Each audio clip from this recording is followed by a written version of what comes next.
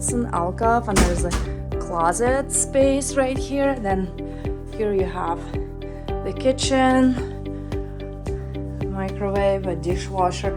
It opens up into the living room, and the living room windows face 33rd Street.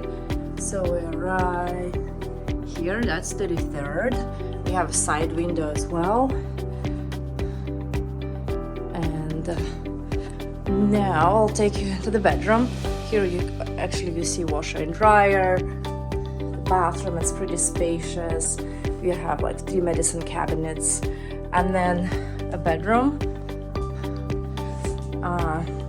This is facing east. It's actually part of the Empire State Building, and I don't want to open the shades, but it gets a lot of light.